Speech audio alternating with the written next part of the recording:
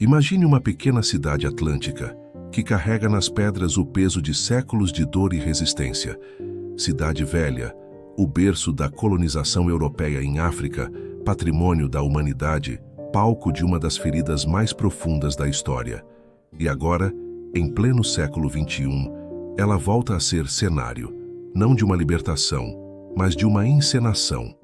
Uma recriação histórica da chegada de Juan Sebastián Elcano, o navegador espanhol que completou a primeira volta ao mundo, foi apresentada como um evento cultural e educativo. Mas o que realmente se encenou ali não foi a história, foi o esquecimento.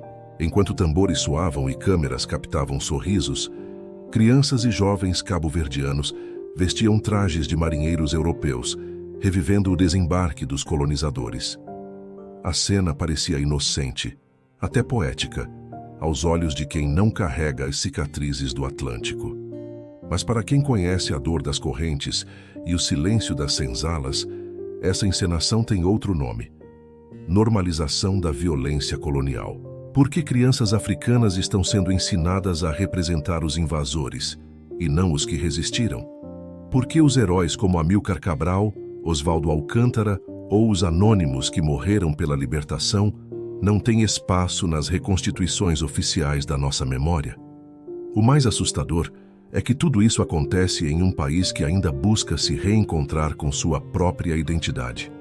Cabo Verde foi o primeiro entreposto do tráfico negreiro no Atlântico, o ponto onde a dor africana foi sistematizada e exportada para o mundo. E, no entanto, na terra onde os primeiros africanos foram escravizados e vendidos, hoje se celebra a chegada dos que iniciaram essa tragédia. Isso não é história, é teatro da colonização, dirigido por uma memória ainda controlada pelos descendentes de quem colonizou. Será que entendemos o que está sendo simbolicamente reencenado? Porque cada criança com uma bandeira europeia na mão representa mais do que um papel histórico. Representa uma geração ensinada a admirar os dominadores. Quando a escola ensina o conquistador e esquece o libertador, o que está sendo transmitido não é cultura, é submissão. E quando um povo aplaude isso, ele corre o risco de transformar a humilhação em festa. É preciso perguntar: o que significa recriar a chegada de Elcano sem contextualizar o que veio depois?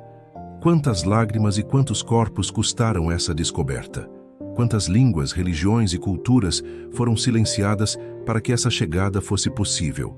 E, acima de tudo, o que acontece com um povo quando ele se acostuma a reverenciar o opressor e a esquecer o herói?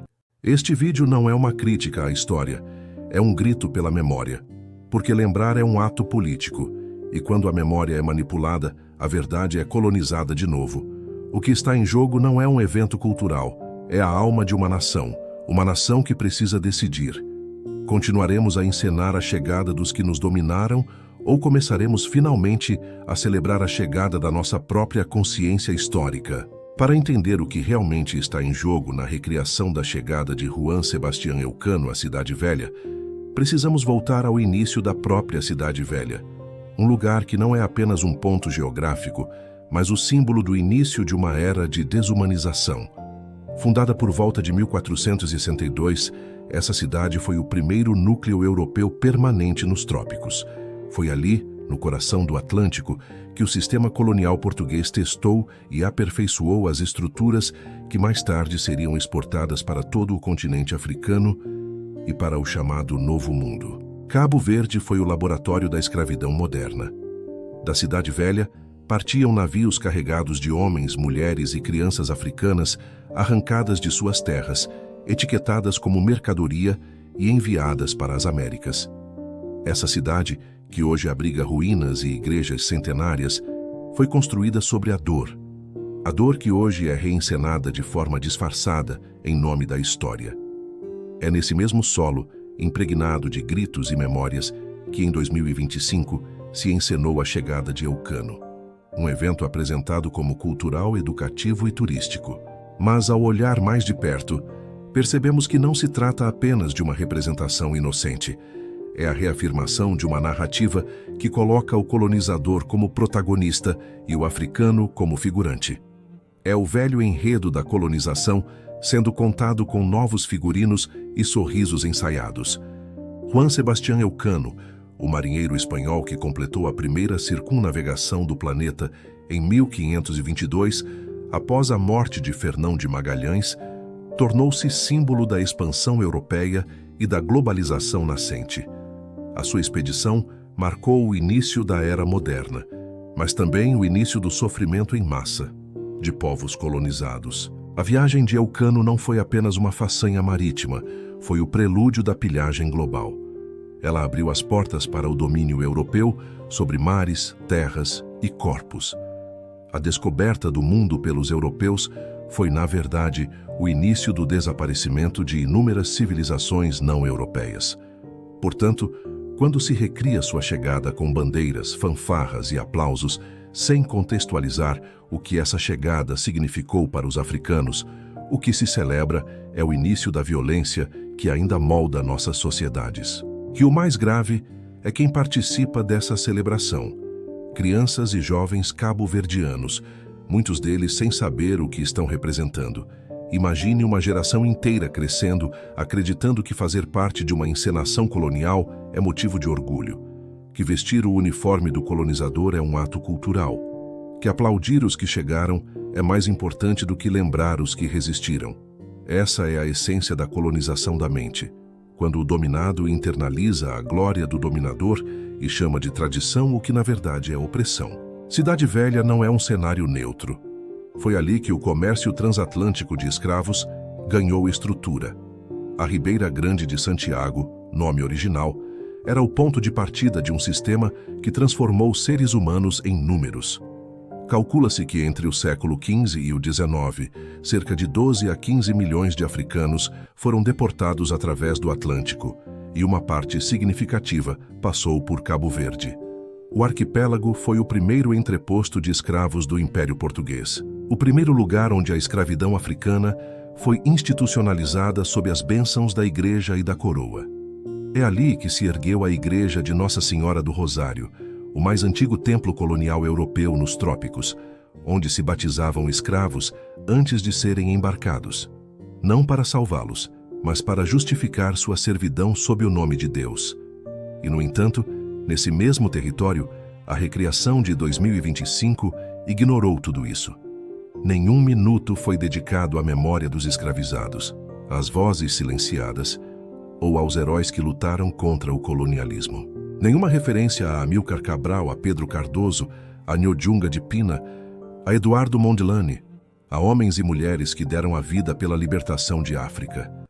É como se o país tivesse esquecido que sua verdadeira grandeza não está nas caravelas que chegaram, mas nas mãos que resistiram. Por que celebrar Elcano e não Cabral? Por que aplaudir a chegada dos navegadores e não a coragem dos que enfrentaram o mar para libertar seu povo? Que tipo de educação cultural é essa que faz as crianças reviverem o orgulho europeu, mas não conhecem os nomes dos mártires da sua terra? Essa encenação disfarçada de evento pedagógico é uma lição perigosa, porque o que está sendo ensinado ali não é história, é hierarquia. É o mesmo sistema simbólico que há séculos tenta convencer os africanos de que a civilização começou quando os europeus chegaram. Mas a verdade é outra. Quando os europeus aportaram na Cidade Velha, já havia civilizações, culturas e saberes muito mais antigos. O Sahel florescia com impérios como o do Mali e Songhai. O comércio africano se estendia do Níger ao Mediterrâneo. Timbuktu era um centro de saber e espiritualidade. Os europeus não trouxeram luz a um continente escuro. Eles apagaram luzes que já brilhavam há milênios. A memória histórica não é neutra. Quando se escolhe encenar Elcano e não Cabral, está se escolhendo um lado que continua a moldar a forma como os africanos se veem. A colonização não termina quando o colonizador vai embora. Ela persiste quando o colonizado continua a reproduzir as narrativas do opressor. É o que Ngugi wa Thiong'o chamou de descolonização da mente. O desafio de libertar o pensamento africano das estruturas coloniais que ainda definem o que é prestígio, o que é cultura e o que é progresso. E o que dizer do simbolismo de crianças cabo-verdianas representando europeus? Isso é mais do que uma escolha estética. é uma pedagogia da submissão, porque quem controla a memória controla o futuro. Ao usar crianças negras para reviver os feitos de navegadores brancos, o sistema está dizendo sem palavras: a história que importa não é a de vocês, é a deles. E isso é uma forma de violência simbólica tão perigosa quanto a física. É uma forma de perpetuar o complexo de inferioridade que a colonização plantou e que a educação colonial ainda rega todos os dias. Mas o que aconteceria se essas mesmas crianças fossem convidadas a representar os líderes que lutaram pela independência? E se a reencenação fosse da Marcha de Cabral, da luta de Njojunga ou das mulheres que sustentaram a resistência com coragem e sabedoria? Talvez então a história deixasse de ser um espetáculo para se tornar uma ferramenta de libertação. Porque a história só é educativa quando desperta consciência, não quando repete submissão. Ao longo dos séculos, a Cidade Velha foi palco de massacres, de conversões forçadas e de resistências silenciosas. Ali nasceram os primeiros mestiços do Império, os primeiros rebeldes, os primeiros que ousaram questionar o poder da metrópole. E é essa complexidade que precisa ser contada, não uma versão romantizada de aventureiros europeus enfrentando o mar. A travessia mais heróica da história cabo-verdiana não foi a dos que chegaram de fora, mas a dos que, mesmo acorrentados, mantiveram viva a fé, a língua e o espírito de África. É preciso lembrar que a primeira volta ao mundo só foi possível porque as rotas e os ventos africanos foram usados pelos europeus. Os navegadores dependiam das escalas africanas, Cabo Verde, Guiné, Angola, Moçambique, para se abastecer e sobreviver. Ou seja, sem África não haveria circunnavegação. E, no entanto, na história contada nas escolas e nos palcos, os africanos são invisíveis. São reduzidos a notas de rodapé da epopeia marítima europeia. E talvez seja exatamente isso que o evento de 2025 revela. O quanto ainda falta descolonizar o imaginário. Porque quando um país africano homenageia o início da sua própria colonização, o problema não é só de cultura, é de consciência. É um reflexo de como a colonização espiritual continua ativa, disfarçada de turismo, de intercâmbio cultural, de valorização da história. Mas história sem crítica é propaganda. E quando o colonizador vira herói, o oprimido vira figurante na sua própria narrativa. Precisamos olhar para esse episódio com coragem e perguntar: o que significa ensinar às novas gerações que o colonizador é parte da identidade nacional? Que tipo de cidadania nasce de uma memória construída sobre o esquecimento dos próprios mortos? E o que acontecerá com a autoestima de um povo que aprende a se ver através dos olhos do outro? Os jovens cabo-verdianos merecem conhecer o orgulho de sua herança africana, não apenas a herança colonial. Merecem saber que o arquipélago que hoje luta contra o esquecimento foi também um foco de resistência. Que entre as pedras de Cidade Velha há histórias de fuga, de quilombos, de alianças entre escravizados e povos da Guiné. Que por trás de cada igreja e cada forte havia africanos construindo e sofrendo. E que por trás de cada navio havia uma voz que dizia: ainda não nos calaram. É hora de transformar a Cidade Velha em sala de aula da verdade, não em palco da nostalgia colonial. De ensinar que Elcano não foi apenas um navegador, mas também um símbolo de um mundo dividido entre os que exploram e os que são explorados. E de mostrar que, se há algo a ser celebrado, é a sobrevivência africana, a força de um povo que, mesmo depois de séculos de escravidão e esquecimento, ainda canta, ainda cria, ainda sonha. Porque um país que esquece os seus heróis está condenado a viver sob a sombra dos heróis alheios. E quando uma criança veste o uniforme do colonizador, ela não está apenas encenando, está aprendendo a olhar o mundo de baixo. Mas quando ela veste o nome de Cabral, de Njojunga, de tantas outras figuras apagadas, ela aprende a levantar a cabeça. E é disso que se trata a verdadeira educação. Ensinar a olhar o próprio reflexo com dignidade. Essa é a batalha que se trava hoje em Cabo Verde, uma batalha de memória. Não é entre o passado e o presente, mas entre o esquecimento e a consciência. entre a celebração dos que chegaram e o reconhecimento dos que resistiram. A recriação da chegada de Elcano é mais do que um erro simbólico. É um sintoma de uma ferida ainda aberta. E enquanto o país continuar aplaudindo a encenação da colonização, a descolonização continuará apenas no discurso. A verdade é que cada nação escolhe o que deseja lembrar e o que decide esquecer. E o que vimos em Cidade Velha não foi apenas uma encenação, foi um espelho. Um espelho que revela o quanto ainda lutamos para olhar nossa própria história sem o filtro do colonizador. Quando crianças cabo-verdianas vestem roupas de navegadores europeus e revivem a chegada de Elcano, o que está em jogo não é o passado, é o futuro. Porque um povo que não controla a sua memória corre o risco de perder também o seu destino. Cabo Verde é muito mais do que um ponto de parada nas rotas coloniais. É um povo nascido da dor, mas também da resistência. Cada ilha, cada pedra, cada canção carrega o eco de quem sobreviveu ao tráfico, à fome e ao esquecimento. E é essa força que precisa ser ensinada às próximas gerações. As crianças que hoje foram colocadas para representar colonizadores deveriam, na verdade, estar aprendendo os nomes e as lutas dos libertadores, os homens e mulheres que ousaram sonhar com uma África livre.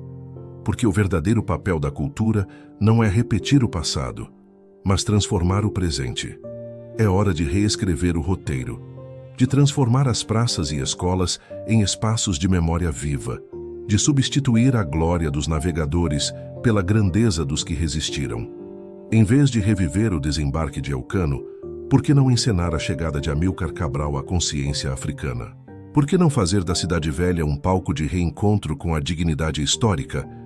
Por que não contar ao mundo que o arquipélago que um dia serviu ao tráfico agora serve à verdade? O que aconteceu em 2025 deve ser um ponto de virada, não de conformismo. Que esse episódio sirva para despertar em todos nós a urgência de descolonizar a memória. Que os artistas, professores e jovens cabo-verdianos compreendam que contar a própria história é um ato de poder. Que a cultura pode ser arma, escudo e semente. Que o cinema, o teatro, a música e a educação podem reconstruir aquilo que séculos de colonialismo tentaram destruir: o orgulho de ser africano. Por isso, se você acredita que a memória africana merece respeito, compartilhe esta mensagem. Comente, discuta, questione. Não deixe que o silêncio cubra novamente o que tantos lutaram para libertar. Apoie filmes, peças de teatro, projetos culturais e educativos que contem a história do nosso povo com verdade e coragem. Porque o que está em jogo não é o passado, é o direito de olhar para o futuro sem grilhões. Conheça o meu livro e descubra por que não basta sair da colônia. É preciso tirar a colônia de dentro de nós. Comente, compartilhe e inscreva-se no canal. Aqui a verdade não se vende, ela se espalha. Porque enquanto alguns celebram a chegada dos que nos dominaram, nós escolhemos celebrar a permanência dos que resistiram. E essa sim é a verdadeira volta ao mundo. A da consciência que retorna ao seu ponto de origem, África.